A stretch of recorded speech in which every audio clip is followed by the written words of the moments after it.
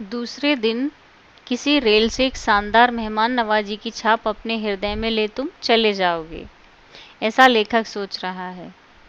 तुम कब जाओगे अतिथि पाठ के अंतर्गत हमने पिछले समय पढ़ लिया कि लेखक के घर में अतिथि आता है और उसे देखते ही लेखक को अपनी आर्थिक स्थिति के गड़बड़ा जाने का अंदाज़ा होता है, लेकिन वो फिर भी उसकी मेहमान नवाजी करता है, आदर सत्कार करता है और ऐसा सोचता है कि अगले दिन वो जो मेहमान है वो चला जाएगा। लेकिन दूसरे दिन किसी रेल से एक शानदार मेहमान नवाजी की छाप अपने हृदय में ले तुम चले जाओगे, ऐसा लेखक ने सोचा था, पर ऐसा हुआ नहीं। हम तुमसे रुकने के लिए आग्रह करेंगे, आग्रह मतलब हट, बार बार कहेंगे तुम्हें रुक जाओ, लेकिन तुम नहीं रुकोगे, मगर तुम नहीं मानोगे और एक अच्छे अतिथि की तरह चले जाओगे।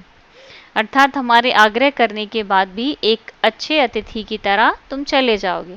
पर ऐसा नहीं हुआ। दूसरे दिन भी तुम अपनी अतिथि सुलभ मुस्कान लिए घर में ही बने रहे। दूसरे दिन भी तुम अतिथि सुलभ मुस्कान लिए घर में ही हो, जाने का नाम नहीं ले रहे। हमने अपनी पीड़ा पी ली, अर्थात हमने अपने जो भी कष्ट सहन करने थे वो सब कर लिए। हमारे घर की जो निजता थी वो भी ख़त्म हो गई। निजता मतलब प्राइवेसी।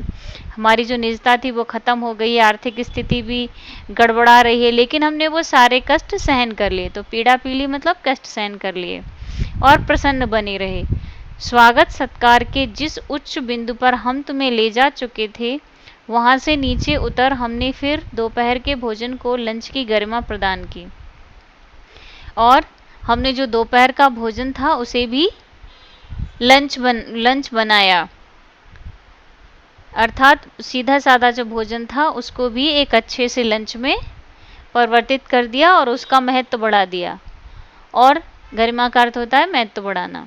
और रात्रि को तुम्हें सिनेमा दिखाया, उसके मनोरंजन का भी उन्होंने ध्यान रखा और उसको सिनेमा दिखाया।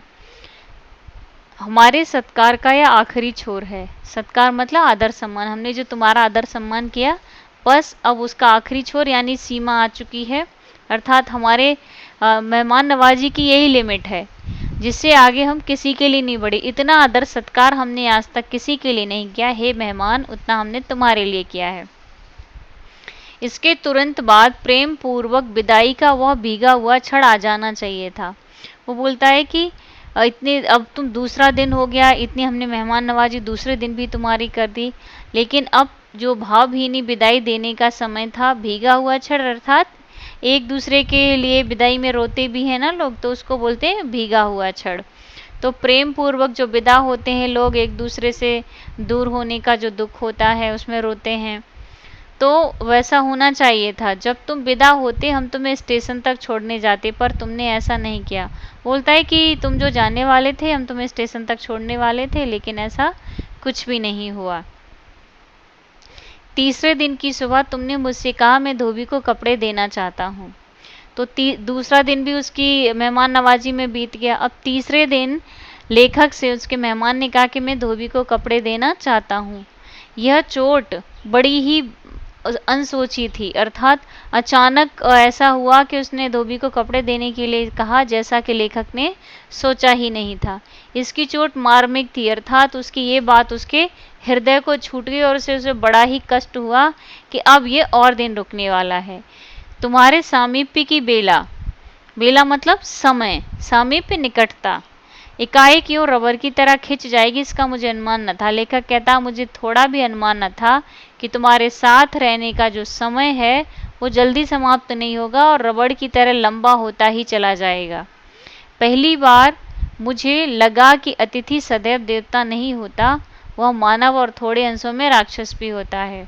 भारतीय संस्कृति के अनुसार अतिथि देवो भव ऐसा कहा जाता है, अतिथि देवता होता है, लेकिन लेखक कहता है कि ऐसा नहीं है कि वो हमेशा देवता हो। वह मानव और थोड़े अंशों में राक्षस होता है। किस तरह मानव स्वार्थी होते हैं और दूसरे की परेशानी पर ध्यान नहीं देते और राक्षस दूसरों को कष्ट देने में आनंद पाते हैं, वैसे ही जो मेहमान है वो भी बिना लेखक की परेशानी सोचे वहां पर रुका हुआ है। किसी लॉन्ड्री पर दे देते हैं, जल्दी धुल जाएंगे। जब उसने धोबी को देने की कही तो लेखक ने कहा कि नहीं, लॉन्ड्री पर देते हैं, जल्दी धुल जाएंगे। मन ही मन एक विश्वास पल रहा था कि तुम्हें जल्दी जाना, और वो ये भी सोच रहा था कि लॉन्ड्री पर कपड़े देंगे, जल्दी से धुल जाएंगे तो ये जो मेहमान है वो जल्दी चला जाएगा। लेखक ऐसा मन ही मन सोच रहा है। कहाँ है लॉन्ड्री? मेहमान ने पूछा, लॉन्ड्री कहाँ है? तो लेखक ने कहा, चलो चलते हैं। मैंने कहा, अर्थात लेखक ने कहा। मैं कौन है यहाँ? लेखक। अपनी सहज बनियान पर औपचारिक कुर्ता डालने लगा। औपचारिक कुर्ता यानी बस कपड़े पहनने के लिए पहनने थे उसको, किसी को दिखाने या कहीं घूमने तो जाना नहीं था, लेकिन कपड़े तो पहनने ही थे, इसलिए उसने जो सामने दिखा कपड़ा वही पहन लिया। कहाँ जा रहे हैं? पत्नी ने पूछा।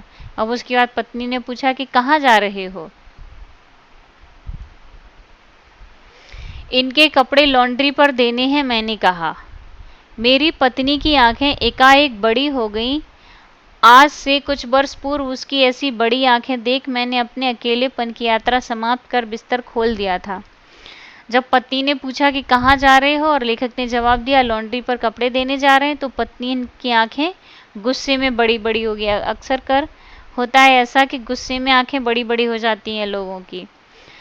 आज से कुछ वर्ष पूर्व, अर्थात उसकी बड़ी बड़ी आंखें, सुंदर आंखों को देखकर ही लेखक ने उससे शादी कर ली थी। अकेलेपन की यात्रा समाप्त कर दी थी, मतलब उससे शादी कर ली थी।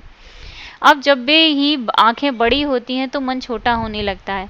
वो बोलता है कि जब वही आंखें बड़ी बड़ी होकर उस पर क्रोध जताती हैं तो फिर उसका मन छोटा होने लगता है, अर्थात वो दुखी हो जाता है।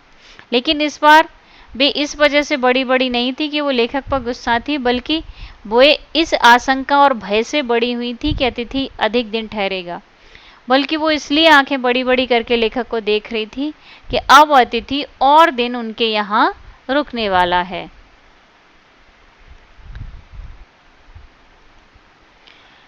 और यह आशंका अर्थात संदेह निर्मूल बिना कोई कारण के नहीं था। उसकी जो आशंका थी वो बिना किसी कारण के नहीं था।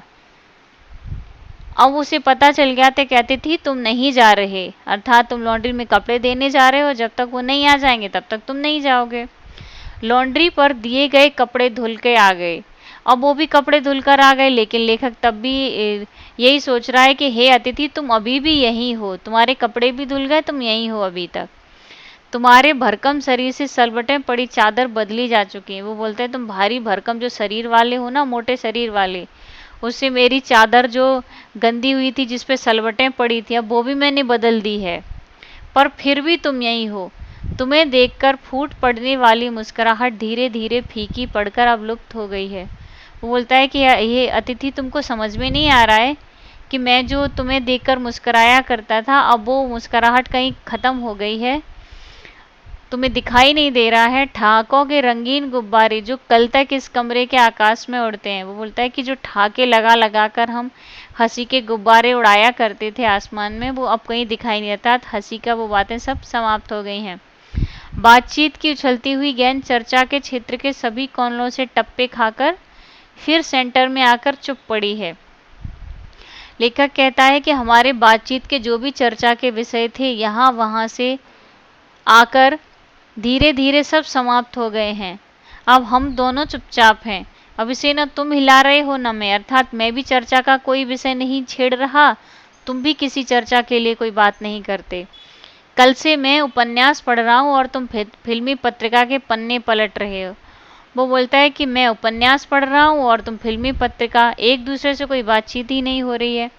शब्दों का लेन देन मिट गया और चर्चा के विषय चुक गए। बोलते हैं कि अब जो हमारे शब्दों में जो आदान प्रदान होता था, चर्चाओं का, जो हंसी ठहाकों का, वो सब समाप्त हो गया। चर्चा के सारे विषय समाप्त हो गए। परिवार, बच्चे, नौकरी, फिल्म, राजनीति, रिश्तेदारी, तबादले, पुरानी दोस्त, परिवार नियोजन, महंगाई, साहित्य, यहाँ तक कि आंख मार मार कर अपनी पुरानी प्रेमिकाओं का भी जिक्र कर लिया। अब एक चुप्पी है। सौहार्द अब सने सने बोरियत में रूपांतरित हो रहा है। भावनाएं गालियों का रूप ग्रहण कर रही। वो बोलता है कि जितने भी विषय चर्चा के हो सकते हैं, परिवार है, बच्चे हैं, नौकरी, फिल्म इत्यादि, जितने भी विषय थे वो धीरे धीरे सब समाप्त हो गए। यहाँ तक कि जो स्कूल और कॉलेजों की जो बातें थी वो भी समाप्त हो गई हैं। अब एक चुप्पी है। अब कुछ भी नहीं है, तुम भी चुप हो और मैं भी चुप हूँ। सौहार्द अर्थात मित्रता या मैत्री सने सने धीरे धीरे बोरियत में बदल रही है। और जो एक दूसरे के लिए प्रेम था, भावनाएं थी, वो धीरे धीरे प्रेम की भावनाएं अब मन में गालियों का रूप ग्रहण कर रही है। पर तुम जा नहीं रहे, पर हे अतिथि तुम जा नहीं रहे हो। शेष व्याख्या अगले वीडियो में।